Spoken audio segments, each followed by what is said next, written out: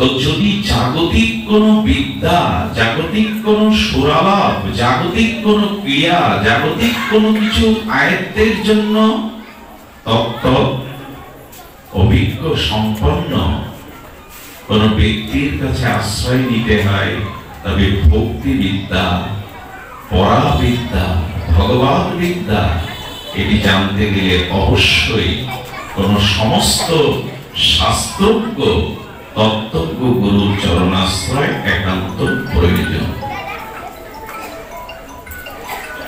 দেখুন, গুরুতত্ত্ব প্রয়োজন আমরা জানলাম। ভক্তির ঘরে প্রবেশের দ্বার স্বরূপ গুরুপাদ পদ্মাশ্রয়।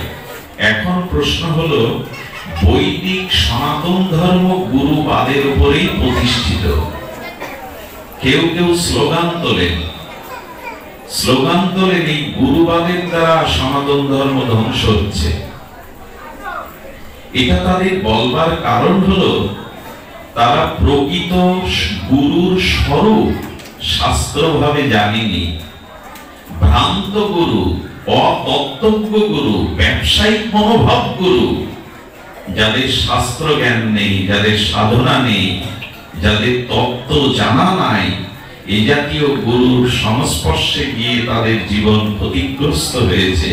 তারা লক্ষ্যে পৌঁছাতে পারেনি। বিভিন্ন কুসংস্কারে সংস্কারাচ্ছন্ন হওয়ায় একদল মানুষ আজকাল বিরক্তি হয়ে বলেন, এই গুরুবাদই সনাতন ধর্মের ধ্বংসের কারণ। সকলে গুরু, একথা অমূলক নয়, কিন্তু অমূলক হলো যারা এটি বলছেন তারা শাস্ত্রে প্রকৃত গুরুর স্বরূপ কি হবে এটা জানেননি। জানলে তিনি ফাঁদে পা দিতেন না।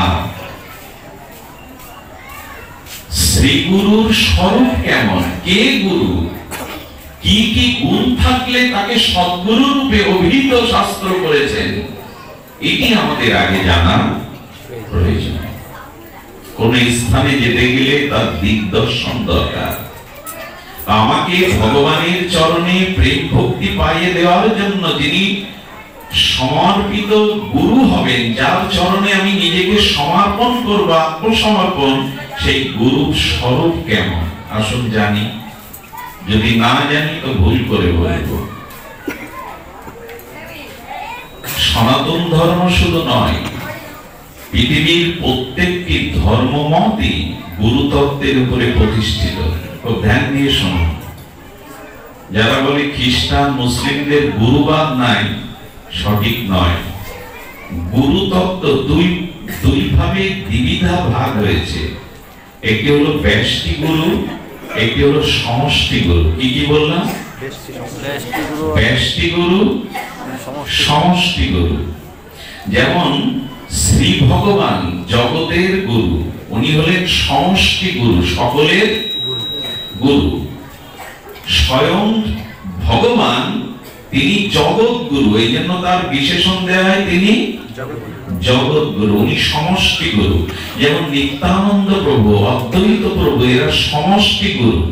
আর যিনি আমার কর্ণমূলে আমাকে ভক্তি বা প্রেম সাধনার সেই প্রবল শক্তিযুক্ত মন্ত্র প্রদান করে আমার জীবনকে আলোকিত করলেন, ভক্তি পথের দিশারি করলেন, ভব সংসার পার করলেন, আমার হৃদয়ে দিব্য জ্ঞান আলো জেলে অনন্ত জন্মের অন্ধকার দূর করলেন, যার নামের দ্বারা ত্রয় তাপহরণ হয়, যার চরণাশ্রয়ে ভব ব্যাধি দূর হয়, ইনি হলেন ব্যষ্টি গুরু, দীক্ষা গুরু। গুরু কয় প্রকার বলা হলো?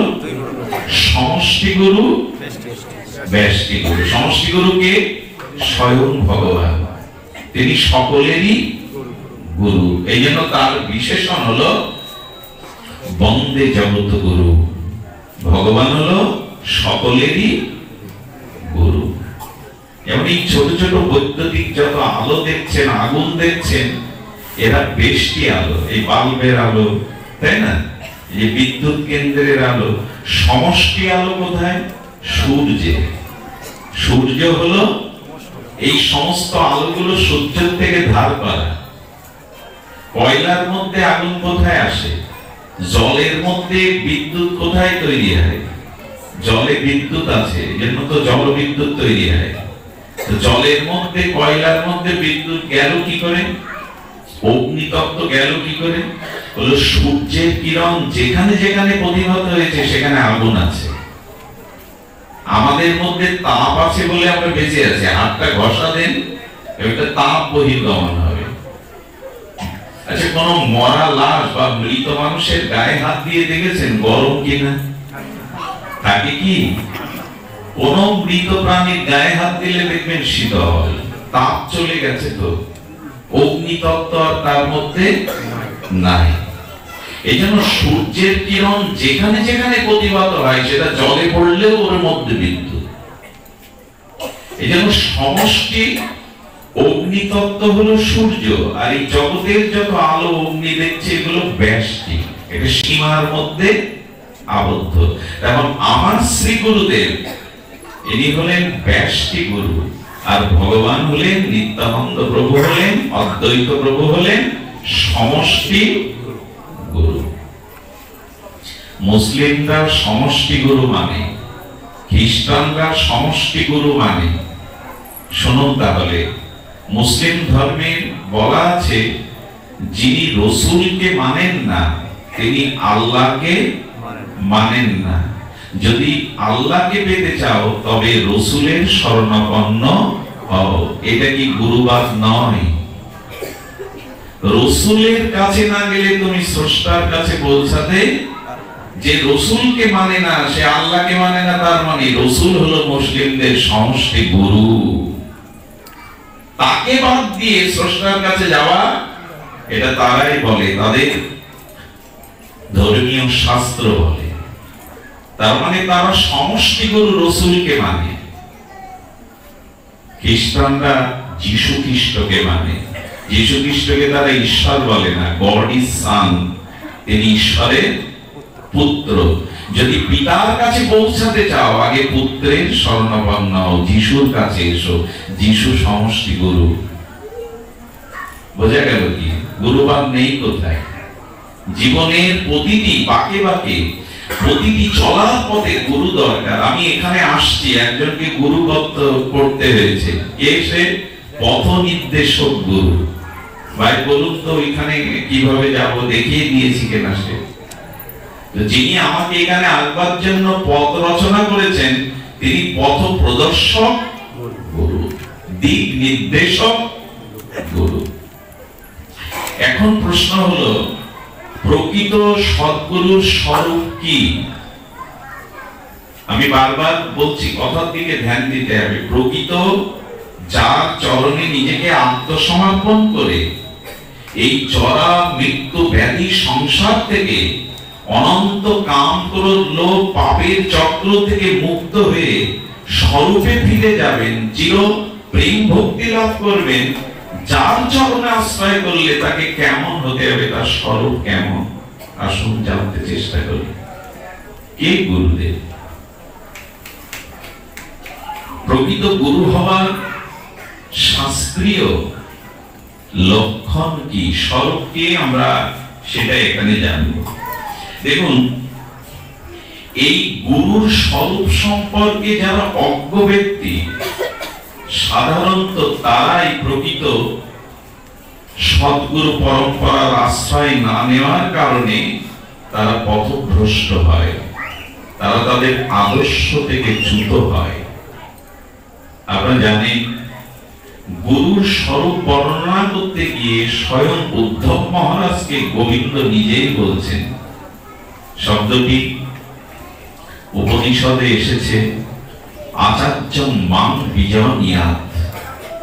স্বয়ং ভগবান বললেন গুরুর স্বরূপ যেন কি না, হে উদ্ধব, ভগবান অখণ্ড পরতত্ত্ব শ্রীকৃষ্ণ বলছেন, আমি আচার্য রূপে জগতে প্রকাশ হই, আমি গুরু রূপে প্রকাশ হই। এই মা চন্দন দিও না এখন, রাধে, মনোসংযোগ ঠিক করে অনেকে নিষেধ করুন, এখন আর দিও না। কি বলা হলো? আচার্যং মাং বিজনিয়াৎ। স্বয়ং ভগবান গুরু রূপে আসেন। গুরু কোনো ব্যক্তি হতে পারে না, মানুষ হতে পারে না। এইখানটাই তো ভুল হয়ে যায় আমাদের। গুরু তত্ত্ব এত গুরু, এর রহস্য ভেদ না করতে পেরে যার 10,000 শিষ্য, যে মাথায় হাত দিলে জ্বর সেরে যায়, যার সন্তান নেই তাকে আশীর্বাদ করলে পাতা খেতে দিলে সন্তান হয়, আমরা মনে করি এই না হলে গুরু। শাস্ত্র বলেছেন এগুলো জাদুকরদের জাদুকরি, এগুলো প্রভাব খাটানো, এটা গুরুতত্ত্ব নয়। জ্বর সেরে গেল, সন্তান হলো, ব্যবসা উন্নতি হলো, ছেলে মেয়ের চাকরি হলো, ভালো জামাই পেলাম, ভাবলাম ইনি প্রকৃত গুরু। এনার পিছনে 6,000 10,000 শিষ্য ঘুরে বেড়ায়। ইনি বিমানে করে আসেন বিদেশ থেকে। এই সব ফেসে যাবেন না, এগুলো গুরুতত্ত্বের মধ্যে পড়ে না। মা তুমি বসো, এগুলো গুরুতত্ত্বের মধ্যে পড়ে না। গুরু কোন বাহ্যিক অলৌকিক শক্তি সম্পন্ন বিষয় নয়।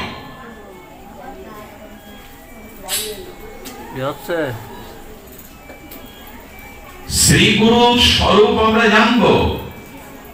শ্রী গুরুর স্বরূপ সম্পর্কে কি বলা হয়েছে না, ভগবানই শ্রী গুরু রূপে আবির্ভূত হন। আচার্যং মাং বিজানিয়া, এই জন্য ঠাকুর মশাই বলেছেন শ্রী গুরু চরণ পদ্ম কেবলি ভকতি সত্ম বন্দে মই সাবধান মতে। শ্রী গুরু ভজনে সাবধান হও, সতর্ক হও, গুরু তত্ত্ব আগে জ্ঞাত হও। সাবধান আর আমরা হয়েছি। গুরুকে যিনি মনুষ্য জ্ঞান করেন, এবং মানুষ গুরু হতে পারে না, আর গুরু কখনো মানুষ হতে পারে না। এই কথার রহস্য আমরা ভেদ করব, মন দিয়ে শুনুন। গুরু কোন দেহ নয়, এই জন্য হচ্ছে গুরুকে মনুষ্য জ্ঞান করবে না। গুরু কোন রক্ত মাংসের দেহ নয়, গুরু হলো তত্ত্ব। কথাটা দুবার বলবো যাতে ভুল ব্যাখ্যা না চলে আসে আমাদের যুক্তিতে। গুরু কোন রক্ত মাংসের পিণ্ড নয়, গুরু হলো তত্ত্ব। গুরু হলো তত্ত্ব বস্তু। রক্ত মাংসের শরীর সে ধারণ করতে পারে, কিন্তু কারণ পৃথিবীতে নরতনু ধারণ করেও তো ঈশ্বরকে অবতীর্ণ হতে হয়। এই জন্য শরীরটা গুরু না, তত্ত্বটা গুরু। আচ্ছা, শরীর যদি গুরু হয়, রক্ত মাংসের পিণ্ড শরীরটা যদি গুরু হয়, তাহলে এই শরীর ত্যাগ করার পরে, মৃত্যুর পরে আর গুরু তত্ত্ব থাকলো? শরীরই যদি, রক্ত মাংসের মানুষই যদি গুরু হয়, তাহলে গুরু দেহ রক্ষা করার পরে, মৃত্যুবরণ করার পরে আর গুরু তত্ত্ব থাকলো কি? আসলে গুরু তত্ত্ব, গুরু শরীর নয়। আচ্ছা, এই যে বিদ্যুৎটা চলে এসেছে তারের মধ্যে দিয়ে, ওটা দেখা যায় তো? বিদ্যুৎ শক্তিটা দেখা যায় কি? আলোর দ্বারা, শব্দ যন্ত্রের দ্বারা, ফ্যানের দ্বারা প্রকাশ হয় শক্তি। শক্তি অভিব্যক্তি ক্রিয়ার দ্বারা হয়।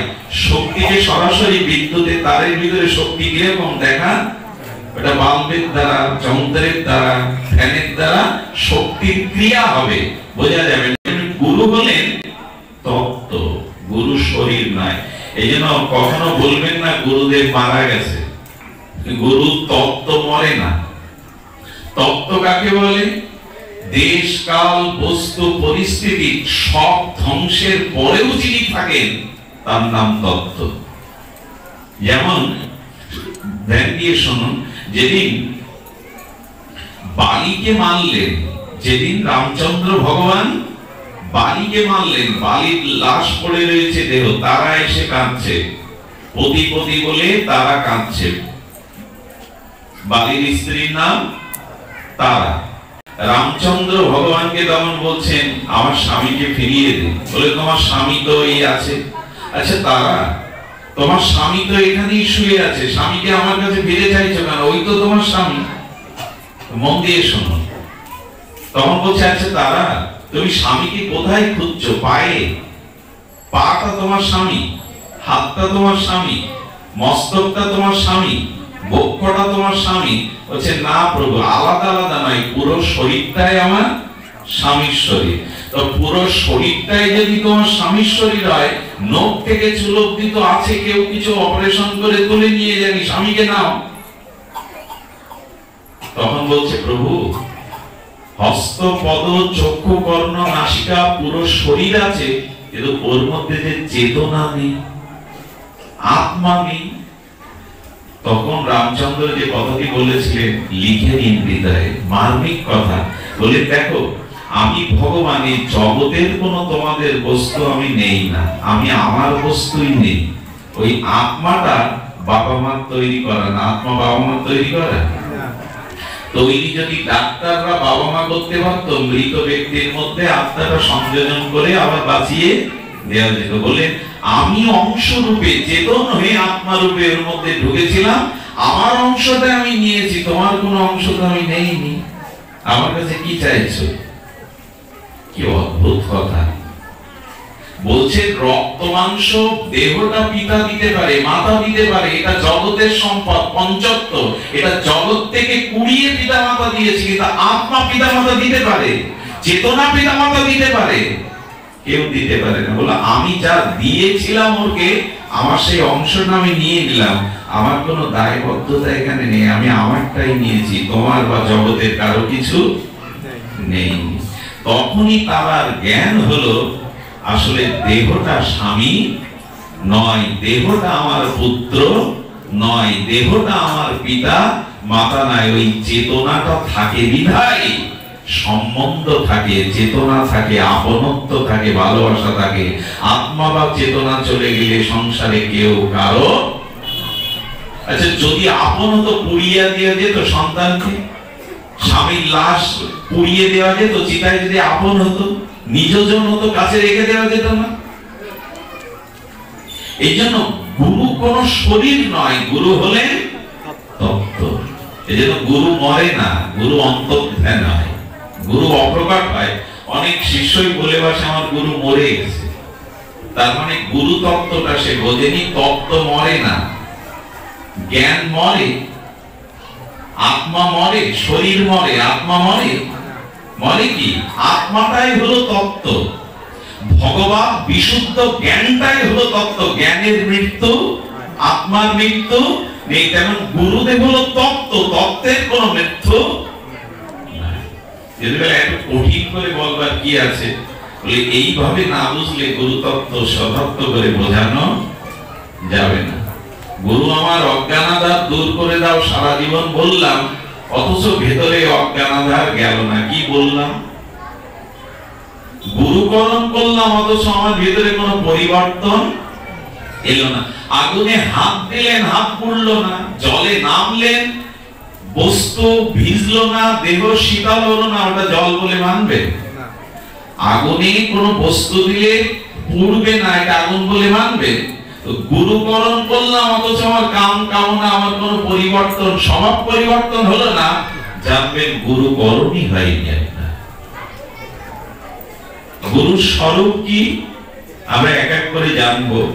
সদ্গুরুদেবের লক্ষণ কি, সদ্গুরুদেবের স্বরূপ কি। প্রথমেই বললাম গুরু তত্ত্ব, গুরু শরীর নয়। এই জন্য গুরুকে মনুষ্য জ্ঞান কভু না করিবে। গুরু শরীর নয়, গুরু তত্ত্ব। তত্ত্বের মৃত্যু নাই, আত্মার মৃত্যু নাই, সেটা আমরা জানলাম। এখন লক্ষ্য করুন শাস্ত্রে কি বলেছেন, শাস্ত্রে গুরু তত্ত্ব কি বলেছেন। এখানে আমি প্রথমে একটা শ্লোক উচ্চারণ করেছিলাম, গুরুকে নিখিল শাস্ত্রে, সনাতন ধর্ম, বেদ, বেদান্ত, উপনিষদ, গীতা, ভাগবত, রামায়ণ, নিখিল শাস্ত্রের কি বলেছেন? নিখিল শাস্ত্রের যার উৎপত্তিগত শাস্ত্র জ্ঞান থাকতে হবে। সদ্গুরুদেবের লক্ষণ কি? নিখিল শাস্ত্রের জ্ঞান তার মধ্যে থাকতে হবে। জিজ্ঞাসু শিষ্য, তাকে যে প্রশ্ন করবেন শিষ্যের সংশয় দূর করবার জন্য শ্রী গুরুদেবের মধ্যে তার যথাযথ শাস্ত্রে উত্তর দেওয়ার সক্ষমতা থাকতে হবে। বোঝা গেল? নিখিল শাস্ত্র গুরুদেবের সাক্ষাৎ তত্ত্ব জ্ঞান থাকতে হবে, যাতে সমস্ত প্রশ্নের উত্তর।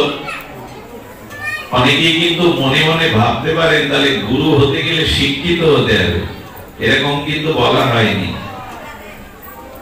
এরকম বলা হয়নি কেউ কেউ লেখাপড়া শিখে শাস্ত্র জ্ঞান অর্জন করে, আর কেউ কেউ জাগতিক বিদ্যা জানা না থাকলেও সাধনার দ্বারা, ভগবত ভজনের দ্বারা, ভগবানের কৃপার দ্বারা তিনি সমস্ত শাস্ত্র জ্ঞান প্রাপ্ত হয়ে যান।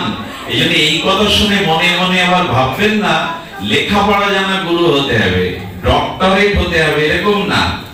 ধ্রুব লেখাপড়া জানতো না, চতুর্ভুজ নারায়ণ যখন ধ্রুবের সামনে এলেন ভগবানের অপরূপ মাধুর্য সৌন্দর্য দেখে ধ্রুব বললেন, প্রভু আমি একটু স্তব করতে চাই, কিন্তু আমার তো বিদ্যা জানা নেই, শাস্ত্র জানা নেই।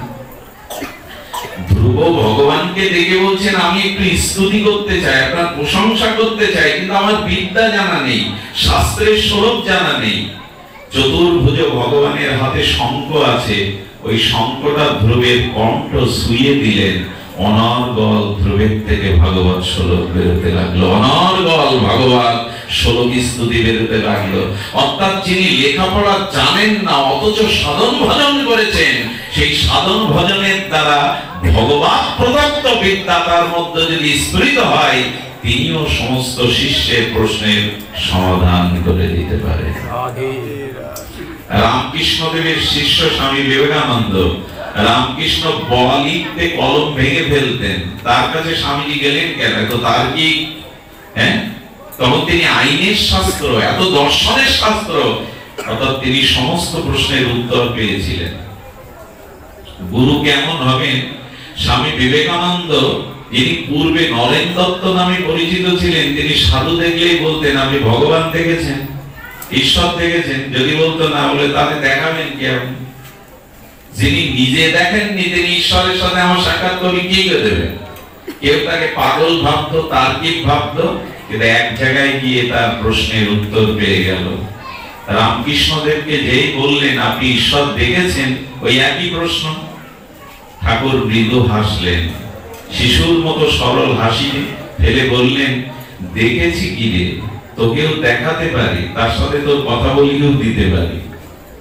বিবেকানন্দের টনক নড়ে গেল, তিনি ভাবলেন এ হয়তো উন্মাদ পাগল, না হলে ইনি প্রকৃত তত্ত্বজ্ঞ। দুটোর একটা হবে, পরীক্ষা করা দরকার। ইনি দুটোর একটা হবেন। পরবর্তীতে জেনেছিলেন শুধু জাগতিক বিদ্যা না, যিনি ভজন সাধনের দ্বারাও সমস্ত শাস্ত্রের উৎপত্তিগত জ্ঞান ধারণ করতে পেরেছেন ঈশ্বরের মহিমায়, লেখাপড়া না জানলে তিনি শাস্ত্রজ্ঞ। তিনি শাস্ত্রজ্ঞ। প্রথম লক্ষণ কি? যে তিনি সমস্ত নিখিল শাস্ত্রের তত্ত্বজ্ঞ জ্ঞানী হবেন এবং তিনি ভগবানের অত্যন্ত প্রিয় হবেন, ভগবানের সব থেকে প্রিয় হবেন তিনি। এবং সদ্গুরুর লক্ষণে কি বলা হয়েছে? সংসার দাবানল লীল লোকত্রাণায় কারণ্য ঘন ঘনত্তম প্রাপ্তস্য কল্যাণ গুণানুবর্ষ বন্দে গুরু শ্রী চরণার বিদ্যা। কে গুরু হবেন? সংসার দাবানল লীল লোকত্রাণায়। আহা, বিশ্বনাথ চক্রবর্তী বাদের গুরু অষ্টকর মহিমান্বিত। বললেন কি, এই সংসারে যারা আমরা জন্ম নিয়েছি, আমাদের জীবনে কর্মফল ভোগ করতে হয়, জরা ব্যাধি রোগ শোক জন্ম মৃত্যু, কত অভিশাপ ভোগ করতে হয়। এই যে সংসারের দাবানল, জন্ম মৃত্যু জরা ব্যাধি প্রারব্ধ রোগ শোক অভিশাপ, সংসার দাবানল লীলকত্তমায়, যার শরণাপন্ন হলে, যার বিশেষ কৃপায় এই সংসারের জন্ম মৃত্যু জরা ব্যাধি অভিশাপ থেকে মুক্তি পাওয়া যায়, তাই তিনি হলেন সৎ গুরু। বোঝা যায়, যিনি জন্ম মৃত্যু জরা ব্যাধির অভিশাপ থেকে আমাকে মুক্ত করতে পারেন। ভবসাগর তারণ কারণ হে, যিনি এই ভবসাগরকে পার করে দিতে পারেন, মৃত্যুর ওপারে নিয়ে যেতে পারেন, ভবসাগর তারণ কারণ হে, তিনি গুরুদেব। হৃদি কন্দর তামস ভাস্কর হে, আমার অনাদিকালের যে অবিদ্যা অজ্ঞানতা অন্ধকার যিনি দূর করতে পারেন সূর্যের মতো, তিনি গুরুদেব। কুলকুণ্ডলিনী যিনি জাগাতে পারেন। আমার ভিতরে ঘুমন্ত যে আত্মজ্ঞান আত্মশক্তি আছে, ওই ঘুমন্ত শক্তিকে যিনি জাগিয়ে দিতে পারেন তিনি সদ্গুরু। যিনি ভব ব্যাধি কাম ক্রোধ লোভ দূর করবার সমর্থ রাখেন তিনি গুরুদেব। এক কথায় অজ্ঞান ত্রিমিরান্ধস্য জ্ঞানাঞ্জন শোলকায়া। আমার হৃদয়ে অজ্ঞান রূপ আধারকে যিনি জ্ঞানের আলোকবর্তিকা দ্বারা দেবীয়মান করতে পারেন তিনি হলেন।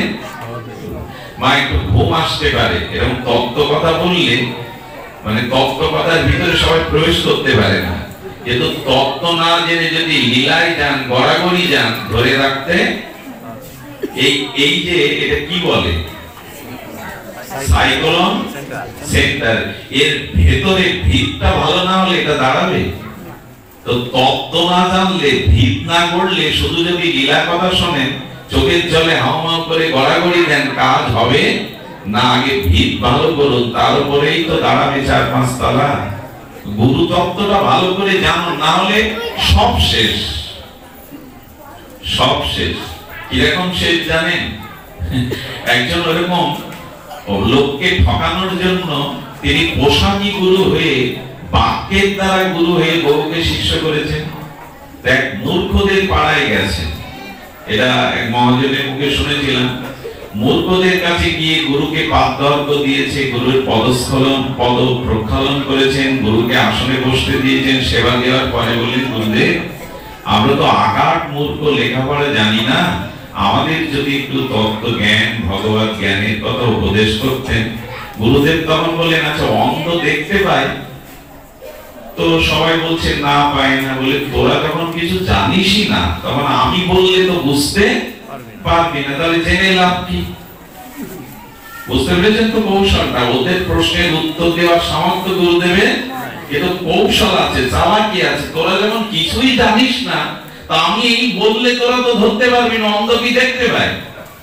ওইখান থেকে যা কিছু গুরুদেব কাজ সেরে শিক্ষিত পাড়ায় গেলেন। শিক্ষিত শিষ্য আছে, যেমন এক জায়গায় বসেছে, তখন সব বিজ্ঞজনেরা বলছে গুরুদেব একটু তত্ত্ব বলুন। গুরুদেব বললেন, আচ্ছা তোমরা সবাই শাস্ত্র পড়ো, লেখাপড়া জানো, তীর্থ ভ্রমণ করেছো, তোমাদের জাগতিক বিদ্যা আছে? বলে হ্যাঁ গুরুদেব আপনার কৃপায় সেটা আছে। তোমরা তো মোটামুটি জ্ঞানী? তাহলে হ্যাঁ গুরুদেব আপনার কৃপায়।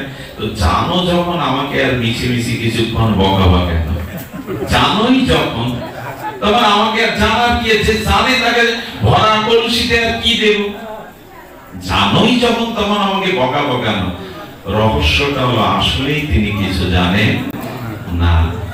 এরকম গুরু যদি বাড়ি আসে, এরকম গুরু জানেন, শিষ্যর বাড়ি এসেই বলছেন ভুবন ময়রার গরম গরম রসগোল্লা দেখে আসলাম, গলায় মালা আছে, যা 4টে গরম রসগোল্লা নিয়ে আয়। গুরু বাড়ি এসেই রসগোল্লা বলে যে ভুবন ময়রা ওর গলায় মালা আছে, 4টে রসগোল্লা নিয়ে আয়, গরম গরম আনার সময় একটু চেকে আনবি, টেস্ট করে আনবি টাটকা দিল কিনা। শিষ্য তেমনি রসগোল্লা আনতে গেছে গুরুর জন্য, এসেই তো রসগোল্লা, রসে ভেজানো রসগোল্লা 4টে নিয়ে আসার পরে বলছে গুরুদেব তো একটু টেস্ট করে চেকে দিতে বলেছিল। 4টের থেকে একটা গালে দিয়ে বলছেন হ্যাঁ ঠিক আছে, টেস্ট ঠিক আছে। রসগোল্লা যদি লোভী ব্যক্তির জিহ্বায় পড়ে ভালো লেগে যায়, আর লোভ তো কারো বিধিনিষেধ কিছু পথ হেঁটে এসে বলছেন জিহ্বায় লেগে রয়েছে রস। আচ্ছা গুরু যা পায় তার অর্ধেক আমারে দেয়, তার মানে 4টে দিতে বলেছেন, মানে 2টো আমার পাও না, আর একটা সেরে দিলে, আর একটা সেরে দিলে। কিছুক্ষণ পরে গিয়ে বলতে, আসলে এত স্বাদ রসগোল্লার, এক কাজ করি, গুরুদেব তো বেশি পান না, আরে আর একটা নিলেও আমি তো তার শিষ্য সন্তান, কিছু বলবে না, আর একটাও দিয়ে একটা নিয়ে গেছে। গুরুদেব বলছে 4টে আনতে বললাম, একটা আনলি। পূর্বের বর্ণনা খুলে বলেছে, চেকে নিতে বলেছেন, অর্ধেক আমাকে দেন। আর গুরুদেব লোকবশত আপনার সন্তান একটা পেয়ে বসেছি। গুরুদেব বলি কি করে খেলি তুই, মানে এই বিচারে কি করে খেলি তুই? গুরুদেবকে বলছে কি করে খেলাম জানতে চাচ্ছেন তো? প্রত্যেকে নিয়ে বলে এইভাবেই তো খেলাম। গুরু আর শিষ্য যদি এরকম হয় তাহলে গেল। রসগোল্লার স্বাদ যদি গুরুদেবের জাগে, ভুবন ময়রা আর শিষ্য যদি এরকম হিসাব করে বসে তাহলে গেল। রস আর দাঁড়াবে কোথায়? শুধু ভক্তগণ ঠকবেন না। সদ্গুরুদেব কে? যিনি এই যে লক্ষণগুলো পাওয়া গেল, কি বলো, সংসার দাবানলো লীড় লোকত্রাণায়, যিনি মৃত্যুর ওপারে নিয়ে যেতে পারেন না, যিনি জন্ম মৃত্যু থেকে রহিত করতে পারেন না, তিনি প্রকৃত গুরু নন। আর কি বলেছেন? প্রাপ্তস্য কল্যাণ গুণানবশ্য, যার চরণ পেলেই জগতের সমস্ত কল্যাণ সমস্ত মঙ্গল ধরা দেয়, তিনি হলেন সদ্গুরু। আমি খুব কঠিন করে ফেলছি, এইটুকু বলছি আপনাদের একটু শুনুন। আচ্ছা, দিবা ভাগে এই গ্রীষ্মের সূর্যের তাপটা সকলের সহনীয়? মধ্যাহ্নকালীন এই কঠোর তাপ সহনীয় নয়, কিন্তু ওই সূর্যের কিরণ যখন চন্দ্রে এসে পড়ে রাত্রে, চন্দ্র যখন তার স্নিগ্ধ জ্যোৎস্না দিয়ে সবাইকে শীতল করে, ওই সূর্যের তাপটা চন্দ্রে এলো তো শীতলতা হয়ে গেল, সুধা হয়ে গেল। গুরু হলেন তাই, যিনি আমাদেরকে এই তাপময় জ্বালাময় যন্ত্রণাময় তারগ্নি থেকে প্রেম ভক্তির শীতলতা দিতে পারেন, ইনি হলেন গুরুদেব। নিত্যানন্দ চন্দ্র কি বলে? নিতাই চাঁদ, গৌর চন্দ্র কি বলে? গৌর চন্দ্র, যিনি আমাদেরকে এই বিষম জন্ম মৃত্যু সংসার তাপ হতে অমৃতের স্নিগ্ধতা দিতে পারেন, আমাদেরকে শান্ত করতে পারেন। এই জন্য তাকে বলা হয় গৌর চন্দ্র, নিতায় চন্দ্র। শ্রীগুরু চরণ পদ্ম। শ্রীগুরুর চরণটা কেমন? পদ্ম। এটা মজার কথা শুনুন, খুব ভালো লাগবে আশা করি আপনাদের। শ্রীগুরু চরণ পদ্ম। গুরুদেবের চরণটা কার সাথে তুলনা করা হচ্ছে? পদ্মের। পদ্মের 8টা দল থাকে, আরো বেশি থাকতে পারে, কিন্তু সম্ভবত 8টা দল থাকে। আচ্ছা, পদ্মের সাথে গুরুদেবের চরণের তুলনা কেন জানেন? পৃথিবীতে যত পাতা আছে জলে দিলে জল তাকে গ্রাস করে নষ্ট করে ফেলে, তাহলে কিনা? 200 মাস 1 বছর পরেও পাতাগুলিকে জল ডুবিয়ে নষ্ট করে ফেলে। আচ্ছা, পদ্ম সরোবরেই জন্মায়, জলেই জন্মায়, পদ্মের পাতা জল টেনে নিয়ে ডুবিয়ে পচিয়ে ফেলতে পারে কি? পারে কি না? পারে না। তার মানে গুরুদেব চরণটা পদ্ম কেন? এই সংসার রূপ সাগরে, এই সংসারটা কি বলা হয়েছে? সাগরে। এই সাগরে যিনি গুরুচরণ পদ্মকে আশ্রয় করেছেন, এই সংসার সিন্ধু সংসার তাকে পচিয়ে ডুবিয়ে নষ্ট করতে পারবে না। আচ্ছা, যে সরোবরে পদ্ম ফুটেছে, প্রকাশ হয়েছে, ওখানে বন্যার জল বৃষ্টির জল যদি যায়, জল বেড়ে যায় সরোবরে, পদ্ম ডুবে যাবে, কি হবে? এদেরকে সরিয়ে দিন, উপরে উঠবে। অর্থাৎ গুরুচরণ এমন একটি অনন্ত বিশ্ব ব্রহ্মাণ্ডের যদি অনন্ত বিশ্ব ব্রহ্মাণ্ড যদি সবকিছুতে বিনষ্ট হয়ে যায়, ডুবিয়ে যায়, পতিত হয়ে যায়, কিন্তু শ্রীগুরু চরণ কখনো ডুববে না। পদ্ম যেখানে প্রকাশিত হয়, ওখানে বন্যার জল গেলেও ডুবে না, ধীরে ধীরে ধীরে ধীরে উপরে উঠে যায়। শ্রীগুরু চরণ যিনি ধরেছেন, এই সংসারটাকে ডোবাতে তাকে ভাসিয়ে রাখে, ভাসিয়ে রাখে। আর পদ্মের কি গুণ আছে? পদ্ম মধু সঞ্চয় হয় ওর মধ্যে। পদ্মের মধ্যে কি হয়? মধু সঞ্চয়। অলিকুল ব্যাকুল হয়ে গুঞ্জরিত রাগরাগিনীর দ্বারা সেই ভ্রমর এসে পদ্মের মধ্যে মধু পান করে। গুরুদেবের চরণের মধ্যেই আছে কৃষ্ণ ভক্তি, প্রেম ভক্তি। ভ্রমরূপ শিষ্য গুরু চরণকে আশ্রয় করে বুধ হয়ে তার মধ্যে থেকে প্রেম ভক্তি রস পান করে। এই জন্য গুরুদেবের চরণটা পদ্ম। আর কি করে? পদ্মের সৌন্দর্য আছে, পদ্মের সুবাসিত গন্ধ আছে।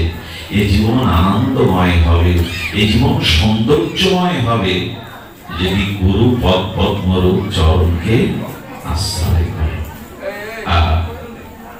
কেবলই ভগতি সদ্ম। ঠাকুর মশাই বললেন, গুরুদেবের চরণে কি বলতেন? সদ্ম মানে গৃহ, সদ্ম মানে একটা ঘর। আচ্ছা, আপনার বাড়ি যজ্ঞ হবে, আপনি সমস্ত চাল ডাল উপচার কিনে কি করেন, একটা ঘরের মধ্যে রেখে দেন, তো 3 দিন নাম যজ্ঞ বৈষ্ণব সেবা এক ঘরের, তাকে ভান্ডার ঘর বলে, তাকে কি বলে? আর মালিক কি করে দেয়, চাবিটা বিশ্বস্ত একজনের কাছে, দায়িত্বশীল একজনের কাছে দিয়ে দেয়। দেখো আমার যোগ্য, আমি সব কেনাকাটা করেছি, অথচ 1 কেজি 1 মুষ্ঠ চাল লাগলে আমি তোমার কাছে চাইবো, চাবি তোমার। তো ভগবান বললেন প্রেম ভক্তি আমি দেব না, আমি প্রেম ভক্তি দেওয়ার জন্য যখন গুরু রূপে যাব, সেই প্রেম ভক্তির ঘরই হলো গুরুদেব, ভক্তি প্রেমের ঘর হলো গুরুদেব।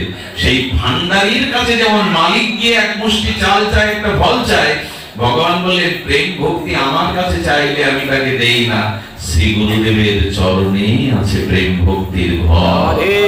গুরু চরণই হলো প্রেম ভক্তির একমাত্র ঘর।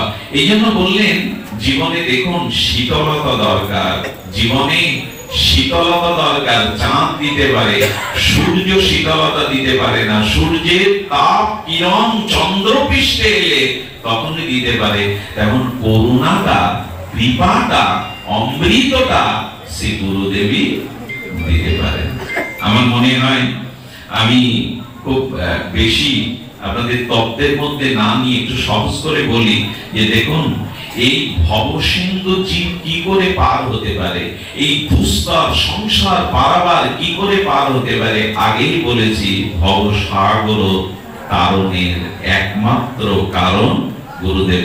ছোট্ট একটা শ্লোক আপনাদের মনে আছে, শ্লোকটি বড় আদরণীয় শ্লোক, স্মরণীয়, প্রাতঃস্মরণীয় শ্লোক। শ্লোকটি হলো নিরিদেহ আত্মং সুলভং সুদুর্লভং পলবং সুকল্প গুরু কর্ণ ধারণাম ময়া অনুকূলেন নবস্যতেরিতাং পমাং ভবাদ্দিং নতরে সআত্মা। গুরুদেব হলো কান্ডারি। গুরুদেব কি? কান্ডারি। আচ্ছা, এই যে বড় আপনাদের নদী, ছোট একটা নৌকা পেলে আপনি পার হতে পারবেন মাঝি ছাড়া? মানে হাল বইটা পাইবার মতো দক্ষতা তো আমাদের, আমরা তো ঢেউয়ে কথা নিয়ে ফেলবো, ডুবে ফেলবো। গুরু হলেন কান্ডারি। সংসার সাগরও আছে, আমরা এই দেহরূপ নৌকাও পেয়েছি, কিন্তু কান্ডারি যদি না থাকেন সাগর পাড়ি দেওয়া।